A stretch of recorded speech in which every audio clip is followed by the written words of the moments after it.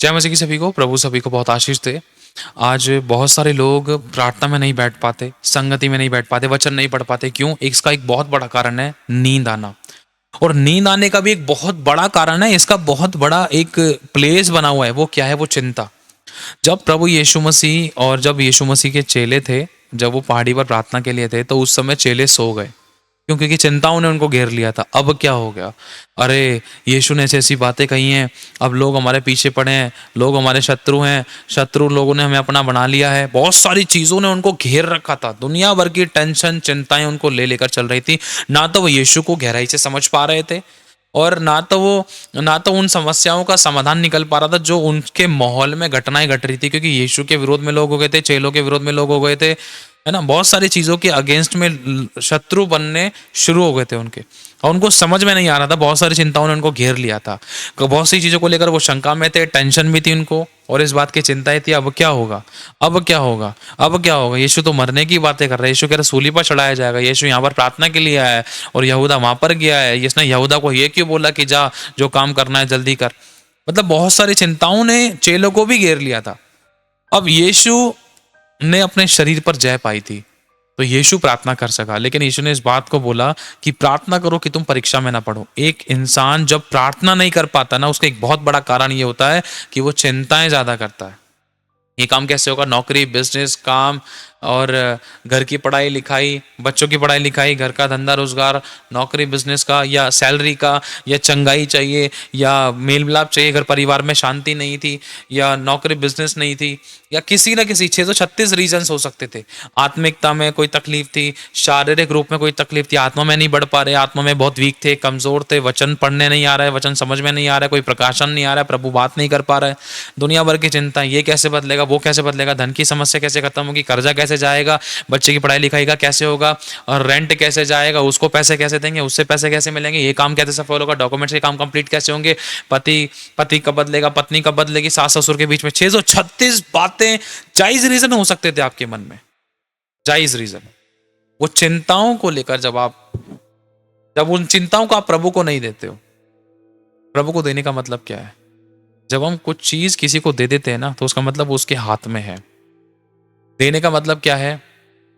उदाहरण के तौर पर समझना, मान लो मेरे को खांसी थी, मेरे को खांसी थी।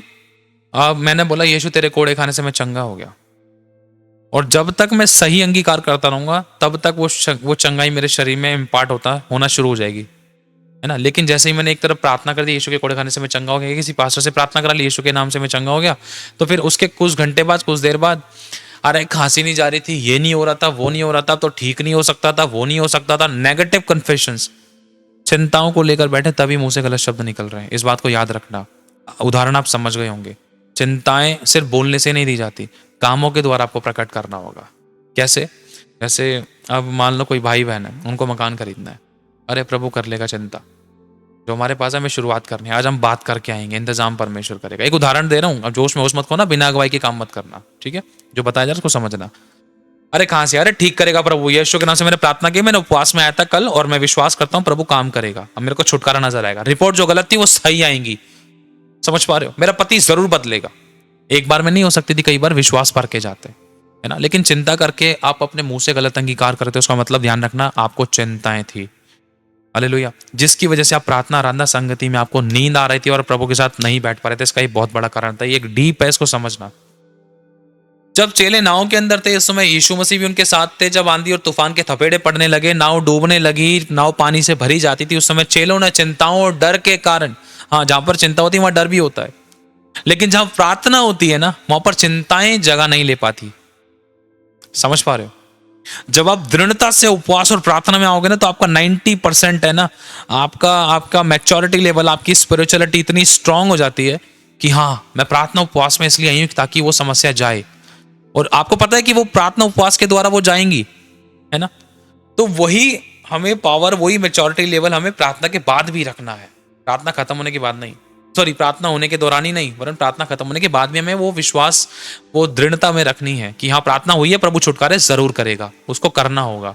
उसने वचन में लिखा है और मैं उसकी बेटी हूँ, बेटा हूँ, है ना। अगर हम देखते हैं तो चेलों को जब चिंताएं हुई तो उनके अंदर चिंता का एक सबसे बड़ा कारण ये भी था कि उनके अंदर डर आ गया था, और डर की वजह से वो कहने लगे, हे प्रभु हम नाश हो जाते, नाव भरे जाती, तू क्या कर रहा है। यीशु मसीह निचले हिस्से में शायद पता नहीं कहीं सो रहे थे, कहाँ, नाव के अंदर। समझ पा रहे हो, उन चेलों को चिंताएं थी, लेकिन यीशु मसीह को पता था कि मेरी जिंदगी और इन चेलों की जिंदगी बाप के हाथ में है, और समुद्र उसकी सीमाओं को नहीं लांघता, इसलिए यीशु सो रहा था। इसे कहते हैं चिंताओं को देना, ये तरीका है। हालेलुया। अगर आपने प्रार्थना आराधना अच्छे से कर ली, अगर आपको फिर भी टेंशन हो रही है, आप दृढ़ता से घोषणाएं करें, भविष्यवाणियां करें, लेकिन आप कमजोर ना पड़े, गलत अंगीकार आपके मुंह से ना निकले। गलत अंगीकार मुंह से निकलने के दो कारण होते हैं, एक सबसे पहला चिंता, दूसरे नंबर पे है डर। अगर ये चिंता और डर एक विश्वासी की जिंदगी में होता है तो उसके मुंह से गलत शब्द निकलना शुरू हो जाते हैं, जिसका ये क्लियर हमें पता चलता है कि अभी भी हमने अपनी चिंता प्रभु को दी नहीं है। अपना दिमाग लगा के हम सोच रहे कि ऐसे सॉर्ट आउट हो जाए प्रॉब्लम, वैसे सॉर्ट आउट हो जाए, जिसके कारण हम प्रार्थना आराधना संगति में भी नहीं बैठ पाते, और नींद आती है, दिमाग दिल और विचार सोच भारी हो जाते हैं, जिसके कारण हम झटाक से सो जाते थे। समझ पा रहे हो। तो यीशु मसीह नाव के अंदर सो रहा था, मतलब उसको ये पता था कि मेरे बाप के हाथ में सब कुछ है, मेरे बाप सब संभाल लेगा। समुद्र उसकी आवाज को नहीं, मतलब समुद्र की उसकी आज्ञा को नहीं तोड़ता। समझ पा रहे। तो आपको ये भरोसा होना चाहिए, जो प्रार्थना आपने की है चंगाई उसको देनी पड़ेगी और वो चंगा करेगा। जो डॉक्यूमेंट्स के काम है, जो फाइनेंशियली काम है, जो रुकावटें थी, जो गड़बड़ी, जो दर्द पीड़े, जो विरोध थे, जो तकलीफें थी, उन सब चीज़ों का समाधान प्रभु करेगा। मैंने प्रेयर किया, प्रभु को करना पड़ेगा, उसको बेचैन होना पड़ेगा। मैं दुआओं में आऊंगी, मैं उपवास में आऊंगी, बस मैंने कर दी प्रार्थना, मैं नहीं जानती, मैं धन्यवाद करूंगी, बस अब प्रार्थना हो चुकी, मैं धन्यवाद करूंगा, बस अब प्रभु आपको करना होगा। आप आराम से फिर सो, प्रार्थना आराधना करके आप आराम से सो, या आपने अपनी जिम्मेदारी को निभाओ, तब शैतान को एहसास हो जाएगा, इसको ये विश्वास हो गया है। समझ पा रहे हो। और विश्वास वहां नजर आता है जहां पर आप चिंता नहीं करते हो, जहां पर डर नहीं है। इसलिए प्रभु कहता है मत डर, केवल विश्वास कर, तो तू मेरी महिमा को देखेगा। अगर आप बैठना चाहते प्रभु के साथ अच्छे से, तो आप चिंताएं लेना छोड़ दो। आपको अगर विश्वास है, जहां विश्वास है वहां डर नहीं है, इस बात को याद रखना। जहां विश्वास है वहां डर नहीं है, जहां डर है वहां विश्वास नहीं है।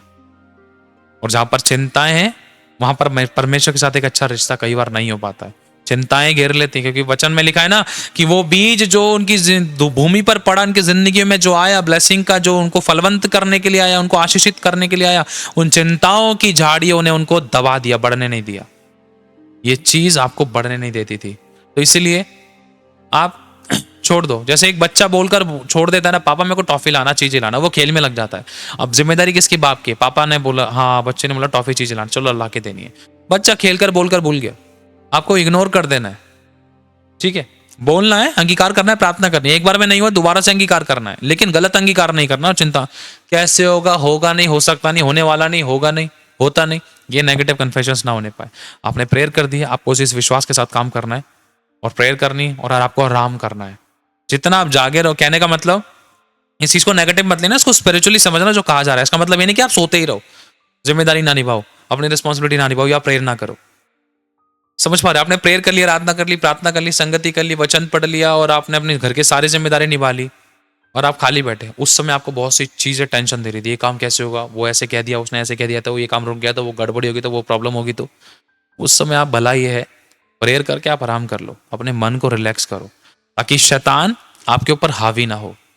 क्योंकि जो कुछ मन में भरता है ना कई बार शैतान, वो फिर मुंह से निकलता है, फिर प्रार्थना का असर खत्म होता है, फिर अविश्वास की बातें शुरू होती है, फिर डर आता है, अरे ये होगा नहीं। रात को प्रार्थना करिए, तूने मुंह से गलत शब्द बोलना शुरू कर दिया। मुंह से कैसे बोलना शुरू करा, तो खाली बैठा था ना, तूने प्रार्थना आराधना करी अच्छे से, तूने जो तेरे मन में शैतान डालता गया वो तूने मुंह से बोलना शुरू किया। तूने उसके विरोध में प्रार्थना नहीं करी, प्रार्थना कर दी तो तूने गलत शब्द भी बोल दिए। इसीलिए यीशु मसीह सो रहा था, इसका मतलब ये नहीं कि वो प्रार्थना नहीं करता था, वो जिम्मेदारी नहीं निभाता, वो सब कुछ टाइमली करता था, लेकिन उसने अपने मन को इतना शैतान के वश में, शैतान के विरोध में, मतलब शैतान के वश में नहीं होने दिया, और वो परमेश्वर के प्रति इतना वफादार विश्वास वगैरह, उसको पता था कि मेरा खुदा करेगा। हालेलुया, आमीन। समझ पा रहे इस बात को, ये बहुत जरूरी है हम सभी लोगों को समझना। और हमारा ये जो भवन है ना, ये शरीर रूपी भवन है, इसके अंदर प्रभु रहता है। जब प्रभु है तो चिंताएं नहीं होनी चाहिए। आसान नहीं है इस बात को, कई बार एक अच्छे से अच्छे लोग भी कमजोर पड़ जाते थे, लेकिन ये तरीका हमें समझना है कि जब भी ज्यादा चिंता हो रही है हमें डांटना है उन चीजों को। अरे मेरा बाप करेगा, अरे मेरा प्रभु चंगा करे, मेरा प्रभु कराएगा, मेरा बाप इस काम को सफल कराएगा, मेरा बाप बदलेगा मेरे पति को, मेरा परिवार, मेरा परमेश्वर मेरे परिवार को चेंज करेगा, मुझे परमेश्वर वंश देगा, मुझे फैमिली देगा। मैं कह रहा हूँ चाहे परिस्थितियाँ आपको लग रही थी नहीं हो रहा था, लेकिन खुदा काम करेगा, आप धीरज धरना। आमीन। खुदावन सभी को बहुत आशीष दे, सभी को जय मसीह की, खुदावन बड़ी गवाही के साथ आप लोगों को खड़ा करे। और मैं एक चीज़ आप लोगों से और कहना चाहता हूँ, जैसे कि यदि प्रभु आपको अगवाही करता है, किसी को कोई फोर्स नहीं, कोई ज़ोर ज़बरदस्ती नहीं है, जैसे कि स्क्रीन पर दिख रहे, आप बारकोड को स्कैन करके आप इस मिनिस्ट्री को, इस जो प्रभु की जैसे इस सेवा चलती है, जिसमें प्रभु हमें इस्तेमाल करता है, आप हमें ब्लेस कर सकते हैं। आप अपनी कोई भी ब्लेसिंग्स को आप सेंड कर सकते हैं इस मिनिस्ट्री को सपोर्ट करने के लिए, लेकिन किसी को कोई फोर्स नहीं, कोई ज़ोर ज़बरदस्ती नहीं है। और आप अपने दशमांश अपनी अपनी चर्चेस में दीजिए, आप अपनी चर्चेस के साथ, और अब जहाँ भी आप जाते हैं वहाँ पर ईमानदार वफादार रहें। और एक चीज़ और मैं कहना चाहता हूँ, यदि प्रभु आपको अगुवाई करे तो आप इस चैनल को सब्सक्राइब कर सकते हैं, इस वीडियो को शेयर कर सकते हैं। और अगर आपको हमारी अकाउंट डिटेल्स भी चाहिए तो आप डिस्क्रिप्शन में आपको मिल सकती है, बाकी आपको बारकोड स्क्रीन पर दिखाई दे रहा होगा, आप उसके द्वारा भी इस मिनिस्ट्री को सपोर्ट कर सकते हैं। लेकिन फिर भी किसी को कोई फोर्स नहीं है, कोई ज़ोर ज़बरदस्ती नहीं, खुशी जैसा प्रभु आपको अगुवाई करे, खुशी आनंद हर्ष के साथ। God bless you all. आप हमारे लिए दुआ करेंगे वो भी बहुत बड़ी बात है। Thank you Jesus, thank you Holi spirit. खुदावंद सभी